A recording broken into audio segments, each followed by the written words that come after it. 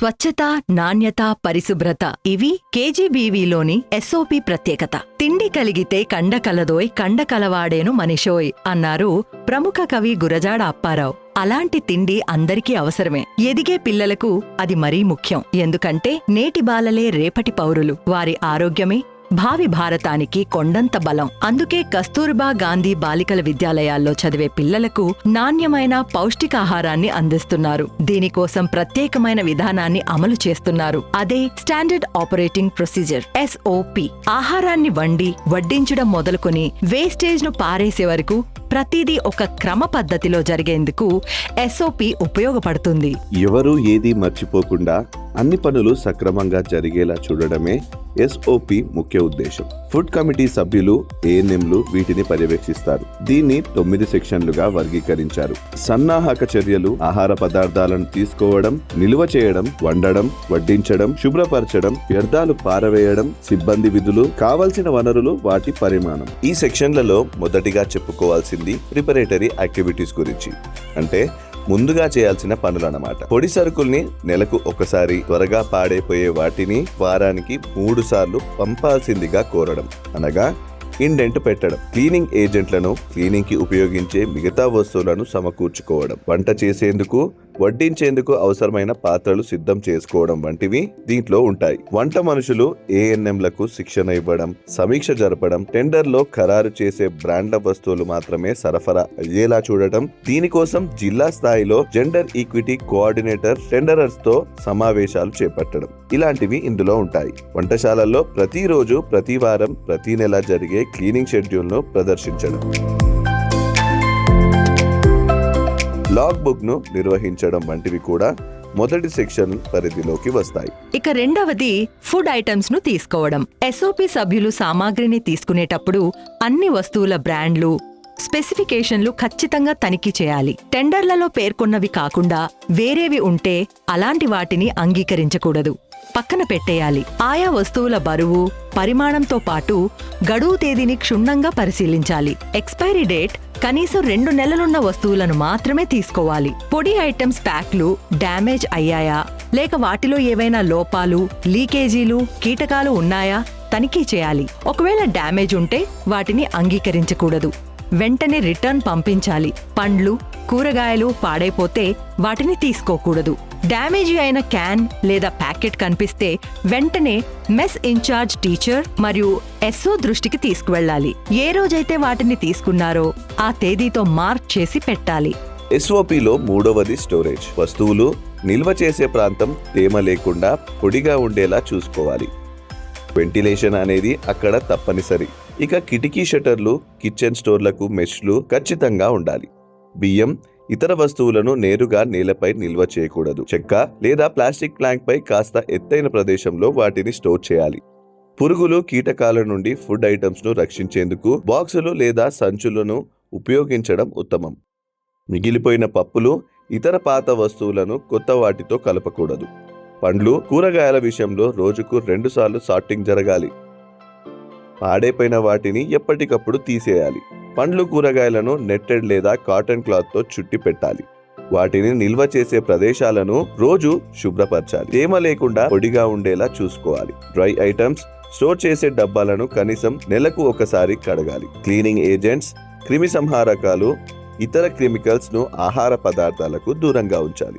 ఇక స్టాక్ ను మంజూరు చేయడం, నియంత్రించడంలో ఫుడ్ కమిటీ సభ్యులు మరియు స్పెషల్ ఆఫీసర్లు కీలకంగా వ్యవహరిస్తారు. స్టోర్లను యాక్సెస్ చేయడంతో పాటు నియంత్రించే అవకాశం వారికి మాత్రమే ఉంటుంది. వస్తువుల ప్రాధాన్యాన్ని బట్టి రోజులో ఒకసారి జారీ చేయాలి. ఆ వివరాలను ఇష్యూ రిజిస్టర్లో నమోదు చేసిన తరువాత 2 ఫుడ్ కమిటీ సభ్యులు, head cook, accountant, special officer దానిపై సంతకం పెట్టాలి. స్టోర్కు బాధ్యత వహించే వ్యక్తుల ద్వారా మాత్రమే ఆయా వస్తువులు జారీ చేయబడతాయి. ఇక ఫస్ట్ ఇన్ ఫస్ట్ అవుట్ విధానం ప్రకారం మొదట వచ్చిన వస్తువులను ముందుగా వాడాలి. ఎక్స్పైరీ డేట్ ఆధారంగా వాటిని నిల్వ చేయాలి. ఐటమ్స్ ను తీసుకునేందుకు ఉపయోగించే స్కూప్స్, లేబుల్స్, కొలిచే కప్పులు, పాత్రలు పొడిగా, శుభ్రంగా ఉండేలా చూసుకోవాలి.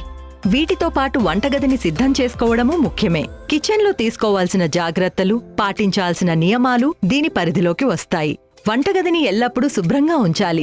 ఎలుకలు, బల్లులు, ఇతర కీటకాలు రాకుండా చూసుకోవాలి. వెలుతురు బాగా వచ్చేలా వెంటిలేషన్ ఏర్పాటు చేసుకోవాలి. దీనికోసం కిటికీలు ఉపయోగపడతాయి. ఇక వంటగదిలో ఫ్లోర్ జారుడుగా కాకుండా కడిగేందుకు వీలుగా ఉండాలి. వంట పాత్రలను ఎప్పటికప్పుడు క్లీన్ చేయాలి. వాటిని ఫ్లోర్కు కనీసం అరడుగు ఎత్తులో పెట్టుకోవాలి. కిచెన్ పరిసరాలు, పైకప్పును ప్రతిరోజు తనిఖీలు చేయాలి. బల్లులు, సాలెపురుగులు వంటివి కనిపిస్తే వాటిని తొలగించి చేతులు కడుక్కుని ఆ తర్వాత వంట మొదలు పెట్టాలి. కుకింగ్ చేసేటప్పుడు కిచెన్ ప్రోటోకాల్స్ ఉంటాయి. అవేంటంటే వంట చేసేవాళ్లు తప్పనిసరిగా వ్యక్తిగత పరిశుభ్రత పాటించాలి. ఆప్రాన్, హెడ్ గేర్, మాస్కులు ధరించాలి. గోర్లు కత్తిరించుకోవాలి. జుట్టును ముడివేసుకోవాలి. చెప్పులు కిచెన్ బయటే వదిలేయాలి. వంట చేసే ముందు కాళ్ళు చేతులు సబ్బుతో శుభ్రంగా కడుక్కోవాలి. వాళ్లు ఒకవేళ గ్యాస్ట్రోఎంటరైటిస్, కామెర్లు, టీబీ, చర్మ వ్యాధులు లేదా ఇతర అంటువ్యాధులతో బాధపడుతుంటే ముందుగానే తెలియచేయాలి. జలుబు, దగ్గు ఉంటే తప్పనిసరిగా మాస్క్ వేసుకోవాలి. వంటవాళ్లు, ఇతర సిబ్బంది ఎలాంటి బ్యాగులు కానీ వ్యక్తిగత వస్తువుల్ని కానీ లోపలికి తీసుకువెళ్లకూడదు. కట్టింగ్ బోర్డులు, కత్తులు, ఇతర పరికరాలను ఎప్పటికప్పుడు శుభ్రపరచాలి. వాటిని సేఫ్ గా ఉంచుకోవాలి. వంటకు కావలసిన సామాగ్రి, పదార్థాలను ముందుగానే ఒక దగ్గర సర్దుకోవాలి. కిచెన్ ఏరియాను ఎటువంటి చెత్తాచెదారం లేకుండా క్లీన్ గా పెట్టుకోవాలి. కోసి ఉంచిన కూరగాయలు, ఇతర సామాగ్రిని వంట చేసే వరకు జాగ్రత్తగా నిల్వ చేయాలి. హెడ్ కుక్ ఇచ్చే సూచనలను పాటించాలి. వండిన ప్రతి ఆహార పదార్థాన్ని వడ్డించే ముందు హెడ్ కుక్, ఎస్ఓ లేదా డ్యూటీ టీచర్ పరిశీలించాలి. వడ్డించేందుకు ఉపయోగించే పాత్రలు శుభ్రంగా ఉండేలా చూడాలి. కుక్కర్లు, మిక్సీల పనితీరును పరిశీలించాలి. వాటి సేఫ్టీ వాల్స్, గ్యాస్ కట్లను తరచూ చెక్ చేయాలి. శుభ్రతకు సంబంధించిన పనులను ఏఎన్ఎంలు పర్యవేక్షించాలి. వంటశాలలో ప్రతిరోజు, ప్రతి వారం, ప్రతి నెల జరిగే క్లీనింగ్ షెడ్యూల్ను డిస్ప్లే చేయాలి.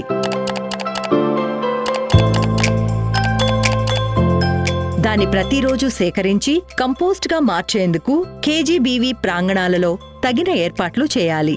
ఎస్ఓపీలో తర్వాతి సెక్షన్ కుకింగ్.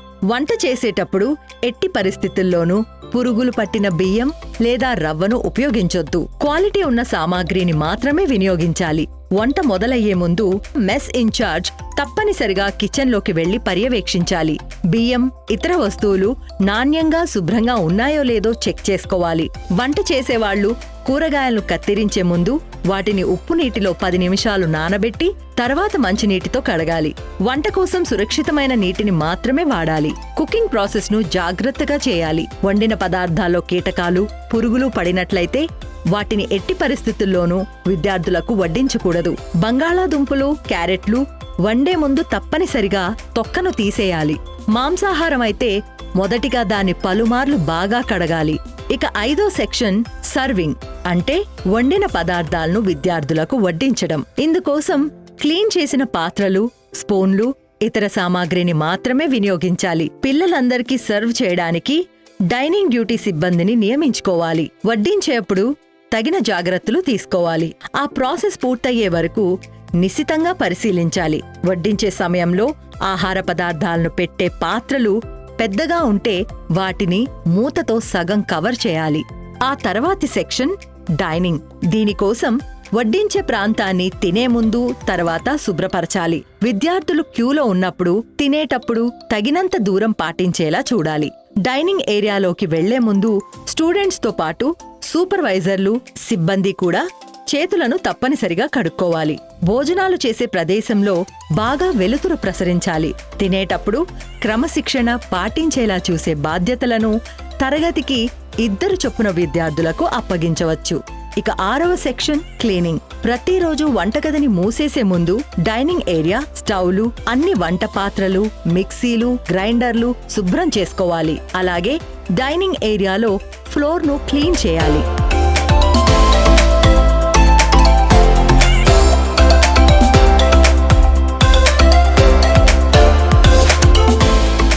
నీటి నిల్వ కోసం ఉపయోగించే క్యాన్లు, డ్రమ్ములను కూడా ప్రతిరోజు కడగాలి. ప్లేట్లు, కత్తిపీట, వడ్డనకు ఉపయోగించే పరికరాలను శుభ్రపరచాలి. వంటగదిలో వాడే తువాళ్లు, నాప్కిన్లను ఎప్పటికప్పుడు ఉతికి ఆరేయాలి. ఆ తర్వాతది కిచెన్ ఫుడ్ వేస్టేజ్ ని పారేయడం. దీనికోసం ముందుగానే తడి పొడి చెత్తను వేరుగా పెట్టుకోవాలి. తడి చెత్తను వంటగదికి దూరంగా మూత ఉన్న డబ్బాలో వేసుకోవాలి. వ్యర్థాలను రోజువారీగా పారేసేందుకు తగిన ఏర్పాట్లు చేసుకోవాలి. పెస్ట్ కంట్రోల్ కోసం తగిన చర్యలు తీసుకోవాలి.